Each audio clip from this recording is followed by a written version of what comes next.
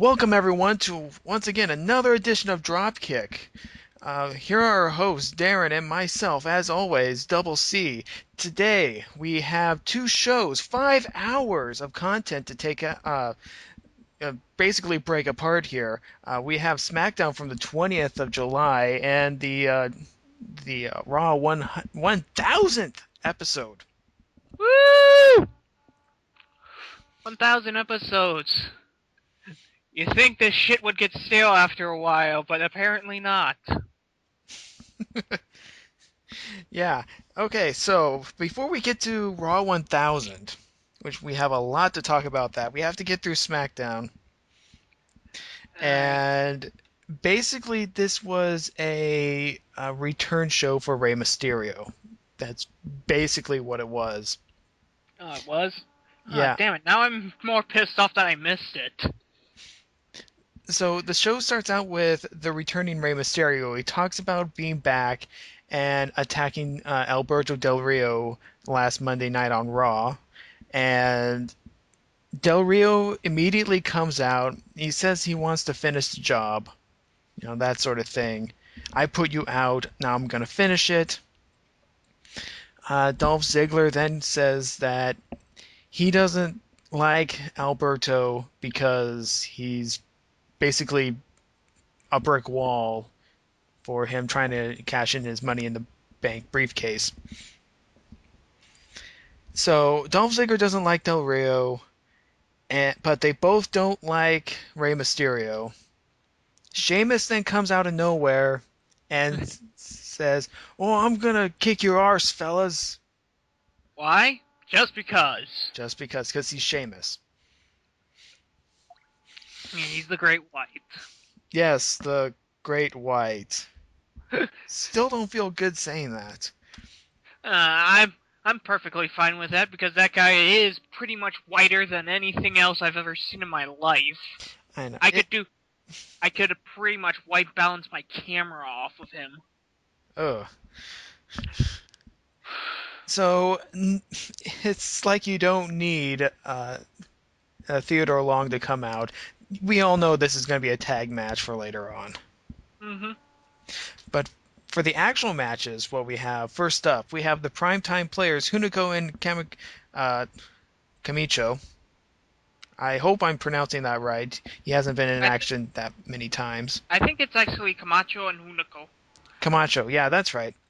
I've seen Versus them a few times on Superstars, so I think that's where I get the name correct. I could still be wrong about that. right.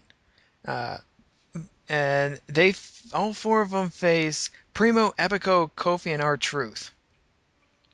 Didn't this already happen? Well, this is an 8-man tag, so no, I guess not. Oh, okay. How did that turn out? I actually enjoyed this match very well. Aside from AW's, talking in the background because he did that again. But this was a very high-powered match. It was very quick, lots of action. Basically, just having Hunico and Camacho, pretty much dominate the match, versus Primo and Epico. And as it turns out, Darren Young, D. Young, wins with guess I can say, a counter to a crossbody into a gutbuster. So I like the match. Big Show then comes out of nowhere and then dominates everyone Of course. in true Why? WWE fashion. Why? Because we can. That's why. Yes, we have a great match, and then it all gets ruined by the big guy. Because we gotta have somebody just punch the shit out of everybody. Why not? That's pretty much what happened, because Big Show can do whatever he wants. He doesn't care. So the second match of the night, Damien Sandow versus Zack Ryder. Now, these guys have been feuding lightly, and I guess it's turned into an actual feud where you have the self-indulgent intellectual versus the guy Zack Ryder. versus Zack Ryder. Let's not jerk around the bush. It is, yeah, that Long Island iced tea idiotic cool guy. Yeah, that's just pretty much every Zack Ryder. There's no way around it. So this was actually an extremely physical match. Um, Zack Ryder tries to start the match off, like as a beatdown, but then Sandow pretty much, beats Zack Ryder up. There's no doubt about it. This was not a technical match. It was pretty much a beatdown. It was an old slobberknocker, as JR would say. Yes, it was brutal. So Sandow comes out on top, and even though that this was pretty much a squash or whatever, I liked it. Mm. Um, okay, so then we have the Christian comes back with a peep show featuring AJ and Daniel Bryan and their wedding plans. Of course. We'll And, get to that later. right, and so they have there's a wedding planning montage, a short video. It was cheesy and really, those were the two things I thought. But it seems like nobody is buying that Daniel Bryan wants to go through with this. AJ wants to go through with this either. So nobody buys it, but they buy it. So it's like, just let it happen already. Yeah, But that, yeah. I'm guessing. I'm guessing that was just pure fun to watch. uh, yeah, it was, eh, whatever. But Christian did set up Daniel Bryan with the next match, where he fought Kane. Yeah, as far as a Daniel Bryan match goes, this was good. As far as a Kane match, this was really good. Um, let's see. But it does end in a DQ finish when AJ pretty much interferes and attacks Kane with a chokehold. Pretty much gets on Kane's back and starts choking him from behind. So AJ has to choke a bitch. Yeah, and it was pretty awkward afterwards, but it seemed like both AJ and Daniel Bryan were on the same page. So, yeah, moving on.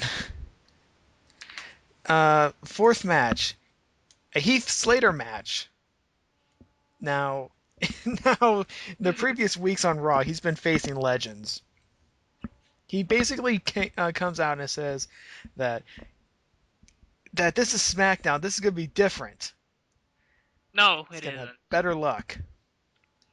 And then Your jobber, Heath Slater. he faces Animal from the Road Warriors. 3 moves Well, later, he goes down.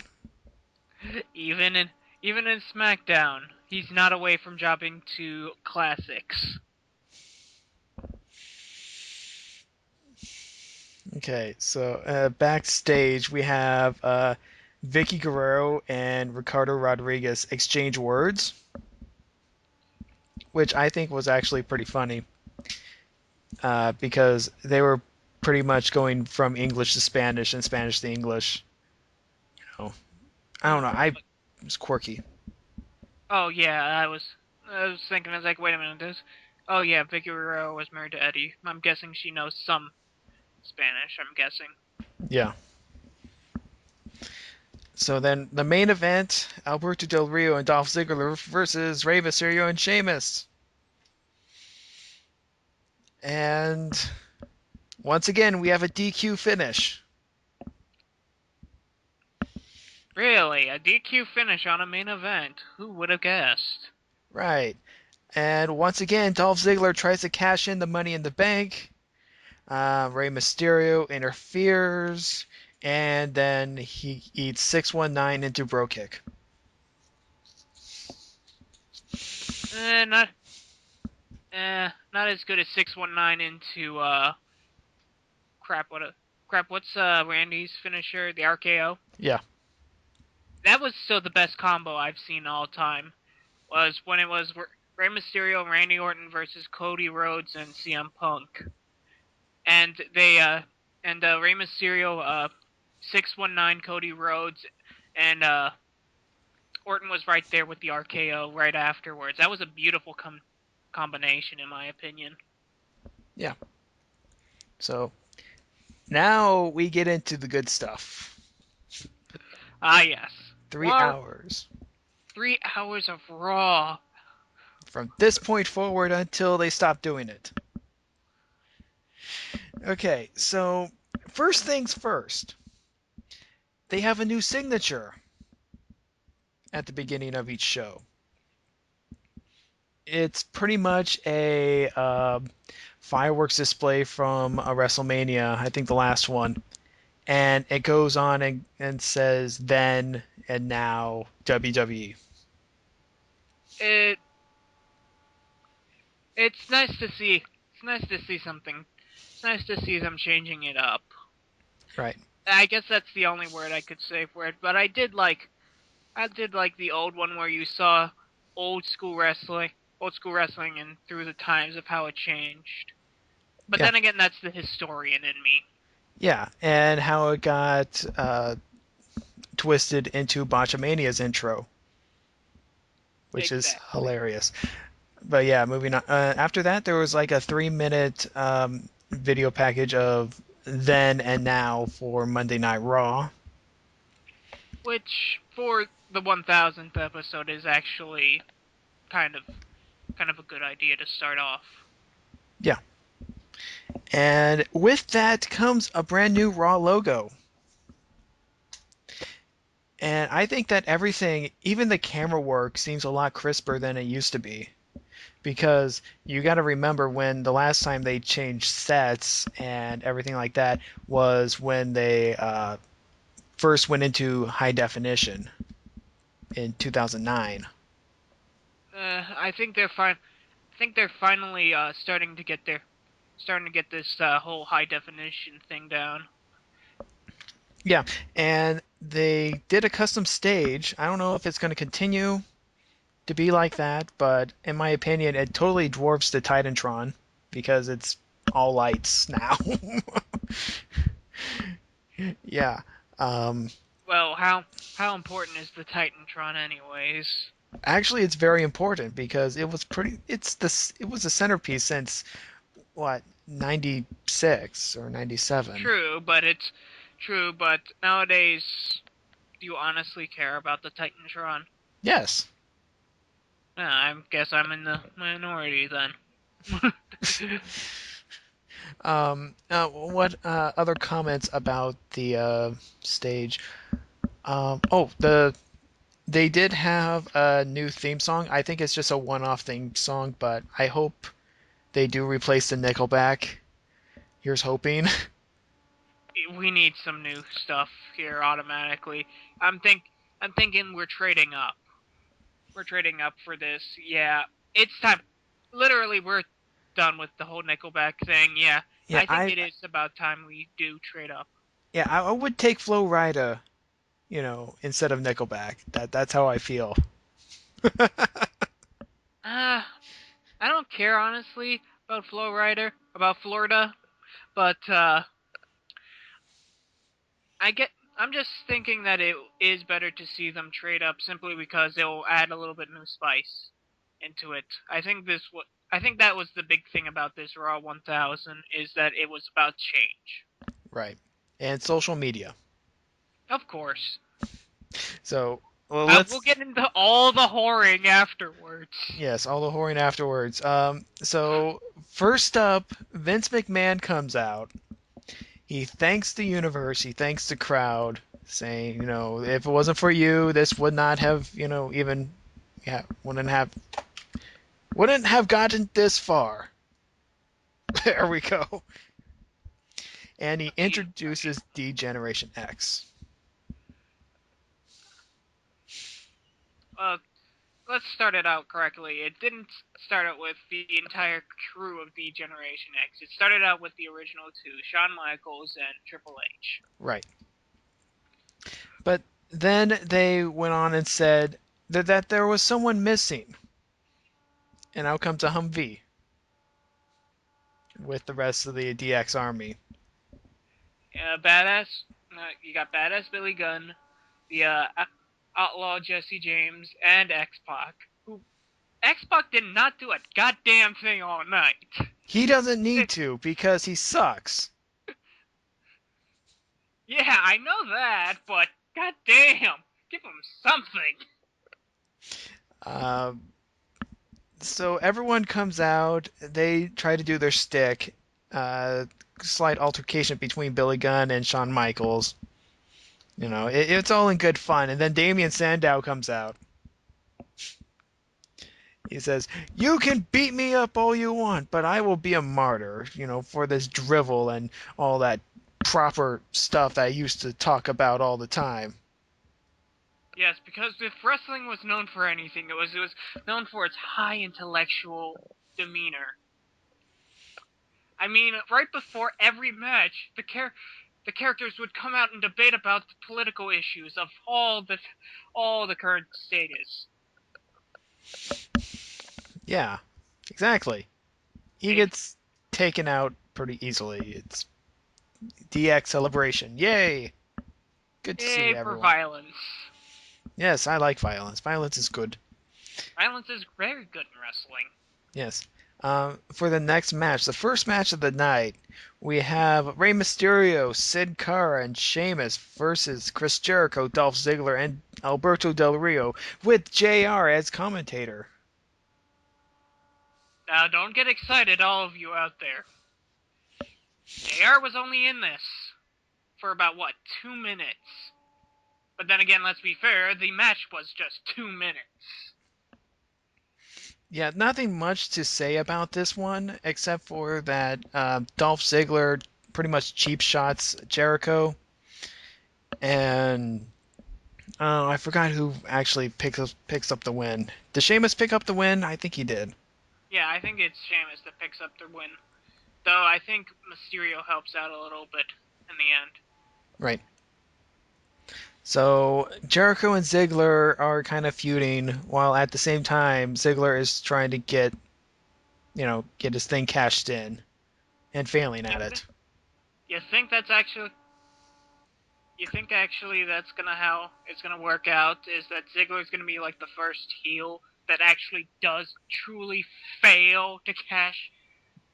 Does fail when he cashes in his thing because Jericho's gonna be right there, just code breaks him.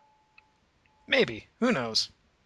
That would be an interesting twist Yeah. because everybody is saying, I'm the future star, I'm the future star, I'm the future star. That would be a nice, refreshing twist to see that coming. But if there's going to be one person that can handle two storylines like that, it's Dolph Ziggler because he is the show off after all. Indeed. So I got to get to this: the backstage segment with AJ and Layla.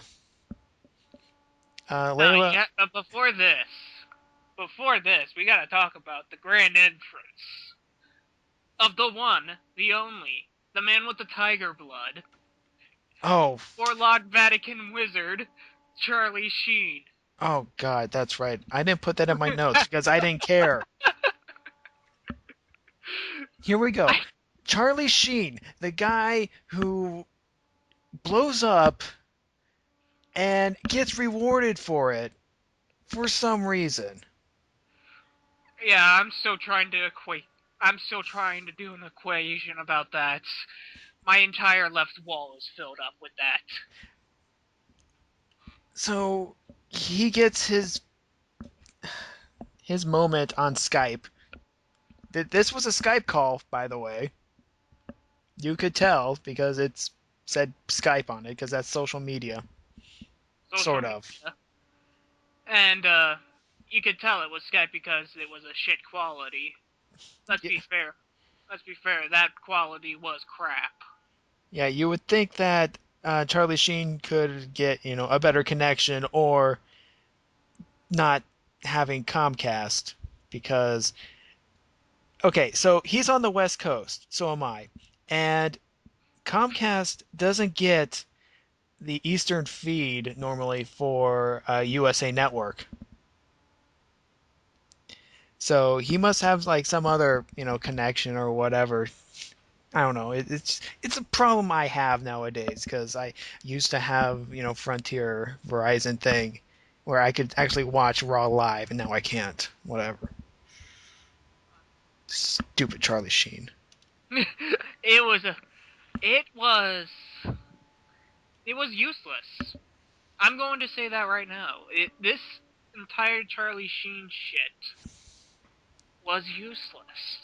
Except they're going to do something with it. We'll get into that later. Well, that's for later. Yeah, that's for That, later.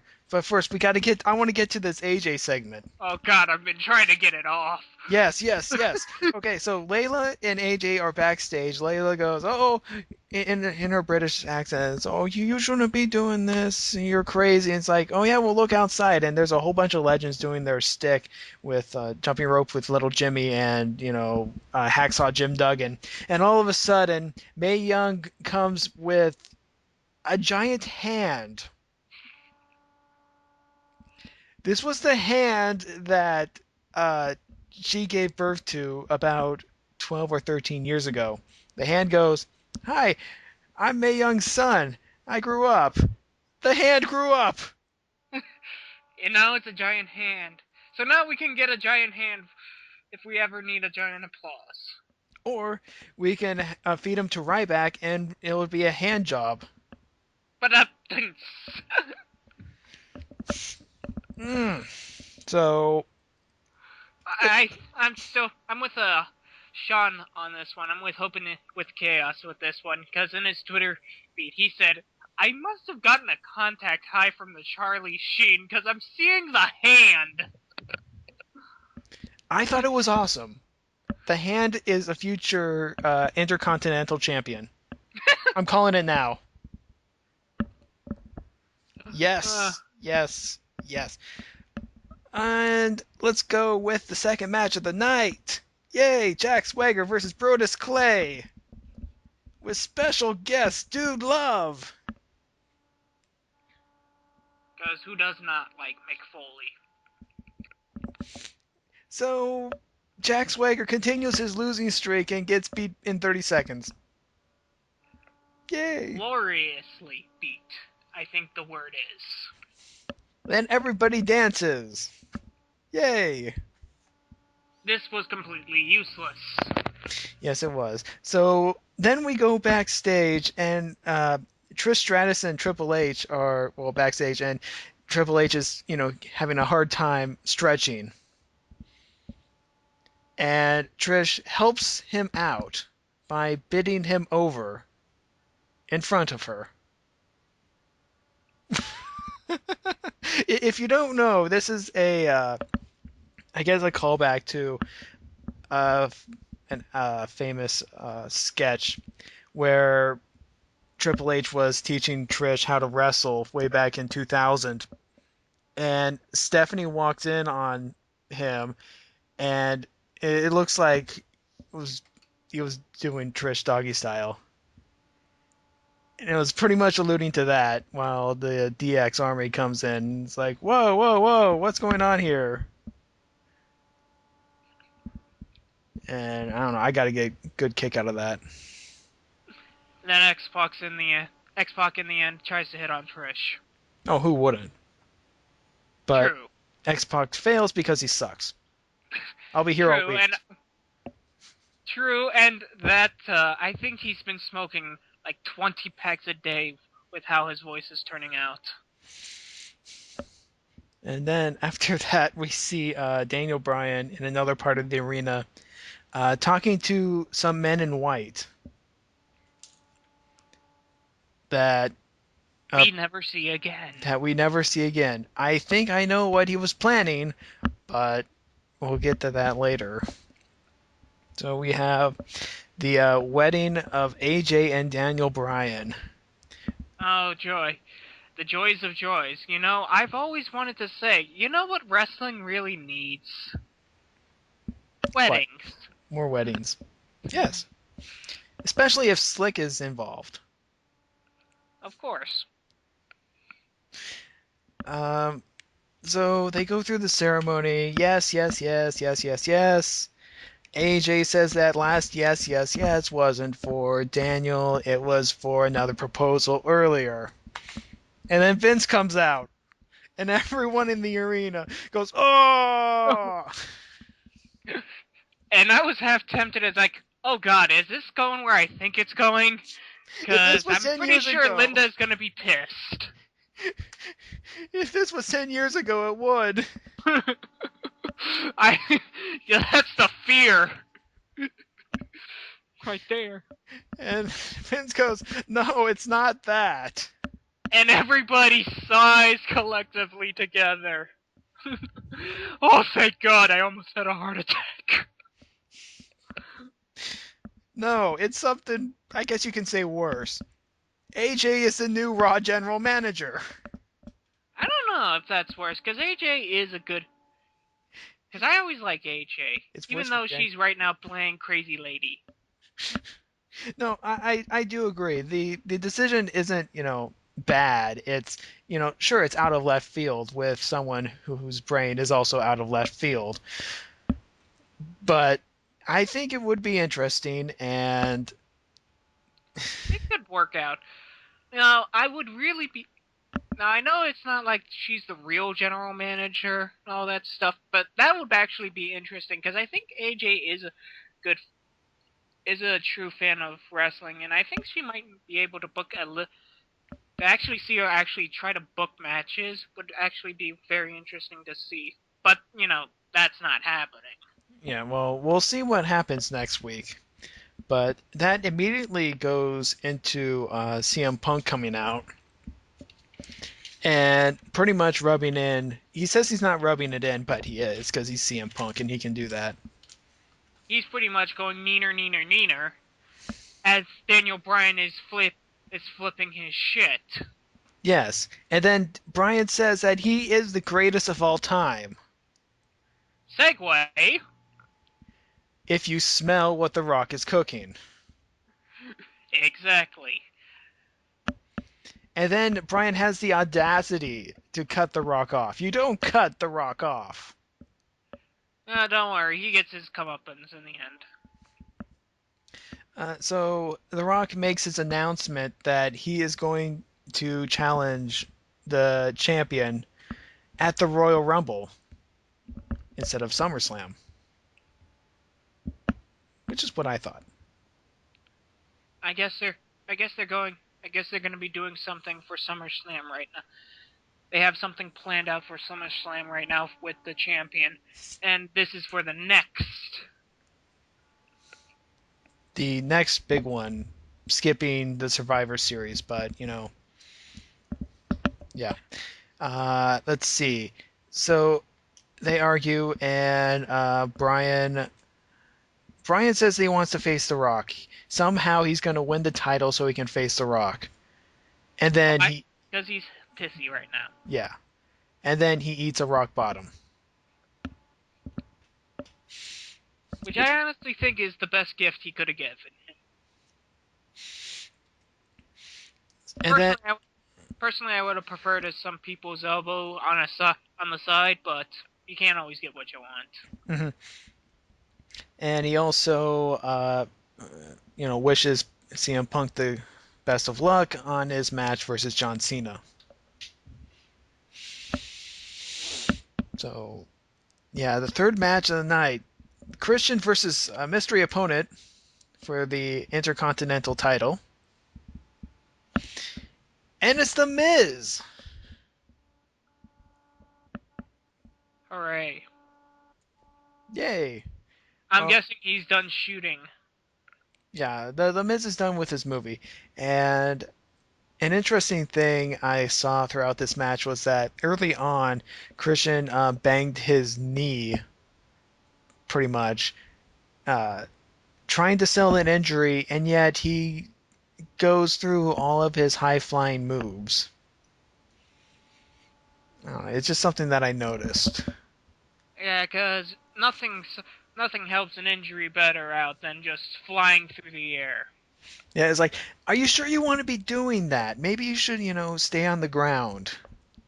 No, of course not. I want to be jumping in the air because I could land on my knee. Oh God, it hurts. But The Miz pulls out a victory cleanly and becomes your new Intercontinental Champion. Which I'm actually liking simply because the fact that, well, Miz with championship is actually good. Right. So after No, another, no girl giving him the evil look. oh yeah, Miz girl. Oh, that's. They had that in the picture of the floor on the front of Raw, and I found that hilarious. Oh yeah, definitely. It's Why? Because we have this random girl just giving off the meanie look. yes. This is why you do reaction shots. Oh God, I love Raw sometimes.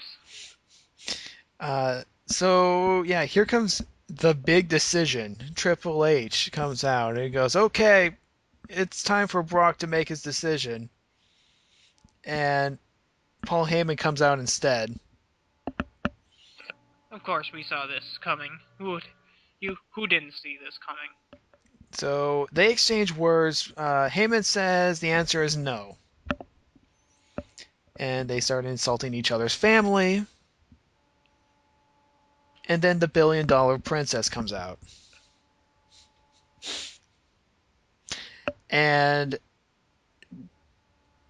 she has her way with with the words she's saying, and She uses her adult words, as you would say.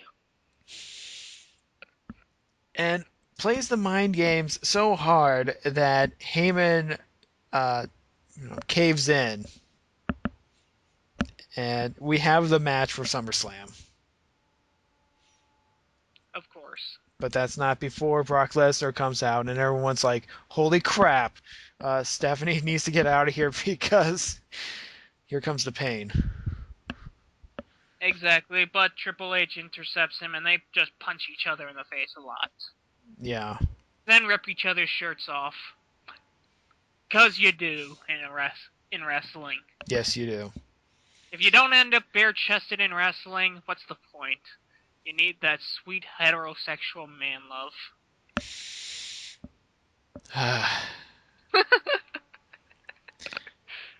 Okay, so after that we have a video package of Austin and McMahon, Santino Marella, and Hornswoggle debut the new Brawler Buddies. which are pretty which I pretty much have. Well, not I don't have any of the new ones, but I have an old plushie of the Macho King right now, and it pretty much looks exactly like what those do, except small size and they can talk. Yeah. Yeah, and that's fine. Santino is doing nothing with the title, and okay. Which is sad because you'd figure there would be more shenanigans happening, especially with Hornswoggle there. Yeah, Hornswoggle. still, still gaining the ire of everybody. But then again, after that shit 2 weeks ago, wouldn't everybody hate you? Can we get to the next match? Yes, let's. The Heath Slater match, Oh. where he gives out an open challenge because everyone is out. It's like, okay, I challenge anyone. And out comes the greatest diva of all time, Ah. So Lita. that's your favorite. Lita. And God, I gotta say this right now. Okay. God damn! I know, she's a fine wine. She just God, gets better with age. God damn, Lita. You're some sexiness right there. Oh, jeez. This is one of the reasons why I love the rated R era. It's like, yes, yes, yes. Let's see. This is also a no disqualification match with special ring announcer The Fink, which is hilarious. Lita says that she's brought protection in this match, just in And case. anybody who's from the Attitude Era knows what protection means. Yes, it's the APA. The Acolyte Protection Agency comes out. Bradshaw and Farouk Or Ron Simmons, or depending on Jacob. which, depending on which era you call. Right. And not only does the APA come out, but also all the legends too. Yeah, every legend comes out, pretty much circles the ring of Okay, Heath Slater. okay, I gotta clarify this. This is not every single legend there ever was. This was pretty much all the legends that Heath Slater has dealt with in the past. Okay, okay, I was being a little fortuitous right there. If it was every legend, Uh, that would be a clusterfuck. yeah, it would make Also, the practically impossible because then we'd have some ghosts coming out as well. yeah. You don't want the gobbledygooker in there too. Yes, I made a gobbledygooker reference. After this podcast is done, we're gonna have a certain talking. Don't worry, folks. I will set him straight. Oh, come on. Don't. We forget certain things, Casey. Oh, come on. What about the Repo Man? Repo Man's awesome. I want to watch the gimmick battle royal again. Uh, Get the Iron Sheik going on. Okay, so backstage, Daniel Bryan is having an interview and says that Charlie Sheen needs life management because it's true. in other news, the sun rose today. And then Charlie Sheen says, "I'm gonna fight Daniel Bryan. He just has to come here." And And, then the and light bulbs. knowing Charlie Sheen, I'm afraid for Daniel Bryan's sake. Because he's probably actually going to fight him. Yeah, and then he's gonna submit to the yes lock. But that's not gonna happen because he has celebrity powers. True. Because we all know WrestleMania, even though that this is gonna be SummerSlam and it's a different venue altogether. True. If Hugh Jackson's able to punch out Alex Riley, then. Oh, But well, then again. that's Alex Riley. Let's see. We have a short video package of catchphrases featuring Fozzie Bear. Still going off of that great episode. I don't know. I don't know. Have you been or were you doing the podcast before the Muppet episode, or was that after you quit? The Muppet episode. I think I did do an episode on the Muppets. That was. Oh yeah, I think I did. Oh wait, maybe I didn't. I don't remember. It was a blur because capital punishment. Okay. Why don't we get that out of the way? Why don't we get that out of the way right now and say our feelings about that? I did like the Muppet episode. Yeah, I mean, sure. I think it was good. I could have, done things a little bit differently. The two guys up in the balcony could have, berated John Cena a little bit more than they did, but It would have been hilarious if they actually did that right in the middle of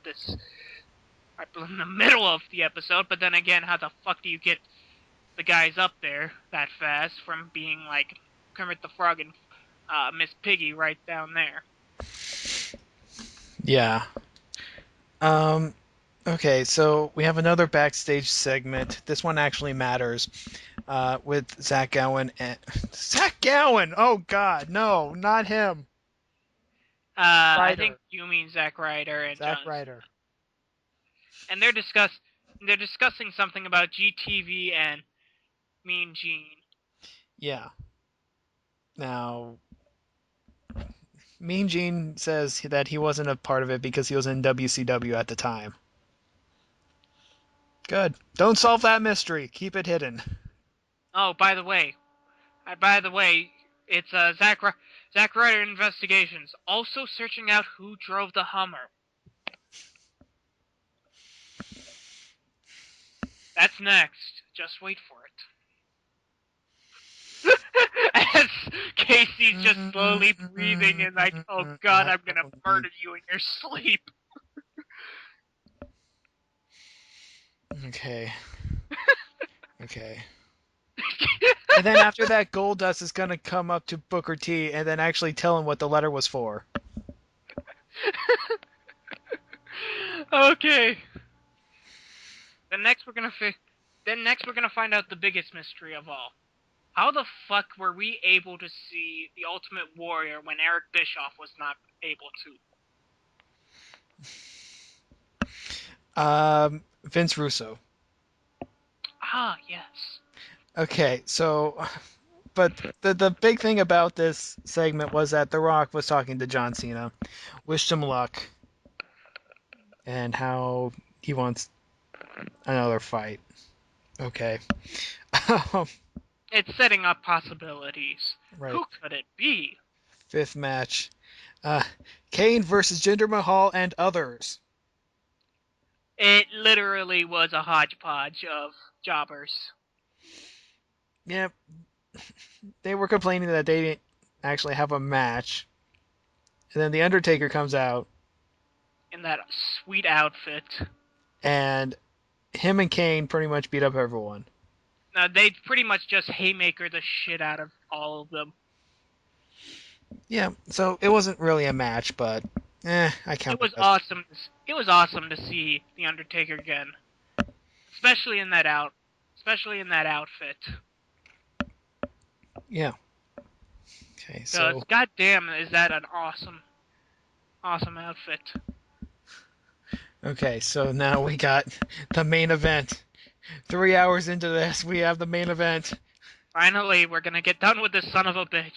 CM Punk versus John Cena for the WWE Championship. Now, this match wasn't as intense as, let's say, the Money in the Bank match that they had last year. It was shorter, but Much one shorter, but I did enjoy. But it still was enjoyable oh up yeah. to a point. Oh yeah, it was enjoyable. They both did their five moves of doom, but they countered each other and then went into their sequence. They countered into each other's sequence. That was interesting. My actually favorite part is when they were both just standing there, both bruised and beat up, and then they just started slugging each other. Like Cena would come in with a punch to the face, Punk would come in with an elbow. Cena just punches him again. Punk elbow, Cena punch, Punk doing roundhouses him. Cena punts him in the stomach, And then ref bump. and then a ref bump. Big Show comes out. WMD to Cena. Punk stands there. Sits there. It's like he takes up way too much time to get the referee to get the win. It's like, come on, just get the referee and finish the match. But no, he has to be like, He has to do his face thing right now. yeah, it's which is actually really good because it's telling the story of his trials and tribulations. So he gets the ref into the ring, covers Big Show, 2 count. I Match mean Cena. continues, and then Big Show comes out again, This and time a disqualification. yes, then we have a DQ finish. And once again, Punk just sits there while Big Show pretty much dominates John Cena. Cause who wouldn't? And then The Rock comes out gives the Big Show the spine buster, ready to do people's elbow. Punk comes in with the clothesline. Boom. That's pretty much the hardest bump The Rock has done in several years. It's just smack. And If I'm pretty sure he was vertical at some point in that. oh yeah, definitely. Um, and then Punk gives The Rock a GTS. He takes his title and he leaves. The announcers are going, oh, he's turned his back on the WWE universe, on the backstage brawl YouTube show. Cena goes, oh, we had respect. I don't know right now. Backstage fallout. So we Uh, don't know if he's gonna go heel or not. and that is, and actually, as a ending for continuation, that's actually a beautiful ending because that makes you want to see what happens next. Uh, I'm going to go on a tangent quickly about how continuations can be good or bad. Like, depending on a storyline, you really want to see how it goes out right. Like, say this for example, you really want to see how this ends because, well, you really want to see who's going to turn face, who's going to turn heel. If my guess is correct for this, it's going to be either Punk goes heel and Rock goes face, and Rock stays face, and that's how the setup is gonna be for the Royal Rumble match. Or they're gonna just have Punk do face and apologize for afterwards, which would be the biggest cop out I've ever seen in my life. Right.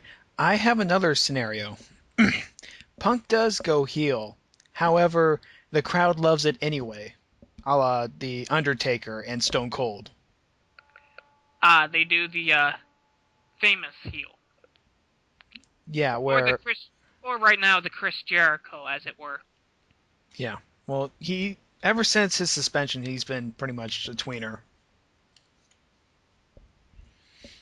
Yeah. Um, yeah, I see that Punk will throw down more pipe bombs, and the people who love him will cheer for him, and the kids that do not will not. At the same time, loving the rock segments that will happen in the future, and it will be magical. Yeah, yeah, I think this was necessary to get a little bit more of a because you were like you said, Punk was starting to get very stale as just pure baby face. Which I wanted to see more Punk being like The Rock when he was face. Still, still insulting people, still giving a Smackdown. But a lot of the times they just don't give him a mic, which I think is a big waste because Punk is good on a mic. He's Uh-huh. not Rock good, but But he's still good. He's the best on the mic in this generation. Um, mhm. I do want to point out that I do have a prediction for SummerSlam. The prediction is for the WWE Championship. I predict that it will be CM Punk versus John Cena versus The Big Show in a triple threat match. Yeah, that actually does seem like a fitting thing for SummerSlam to do. Yep. And my guess is that with all the tolls and Twitter things that they've been going on about, they're pretty much going to allow Punk to keep the title. Yeah, yeah. A tidbit that Michael Cole said that Punk now has, as of this recording, the 16th longest WWE title reign of all time. Uh, Beat. not Yeah. not that impressive, but Considering who's on top, I still think that's impressive. you can't beat Hulk Hogan's tenure as the champion. I'm talking single title runs. Hold on. I'm talking the 4 year title run. Yeah. That thing. Oh yeah, we're ignoring the whole Hulk Hogan thing, I guess. But then again, now it's World Heavyweight Well, Championship. it's not Hulk Hogan. I'm talking before that.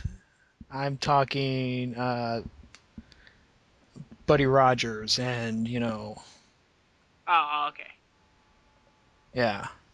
I'm talking way old school. I'm talking about the beginning where titles were rarely held. You know, title matches. But anyways, we're getting off topic here, and we are running out of time, unfortunately. But yeah, uh, how so? Describe Raw 1000 in one sentence. Contact High from Charlie Sheen, I think would be the best way to describe it.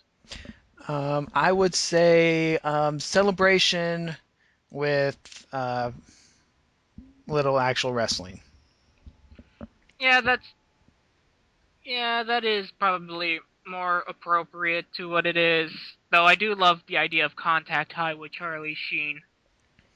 Simply because it shows how fucked up this episode was. Because it was a weird episode. Yeah, it was still good. I liked it. Yeah, I guess that's the thing, though, that for me, is like, I didn't. Right now, over talking to it, I was not sure whether or not it was good or not, simply because it was such a weird episode. Yeah. So, anyways, that was SmackDown and Raw. We'll do another SmackDown and Raw next week. I'm Double C, and he's Darren. We'll, Of course, we'll, we're still we're still trying to get over the Hummer. yes, get over the right. And okay, we'll see you guys later. I think I broke him. Sorry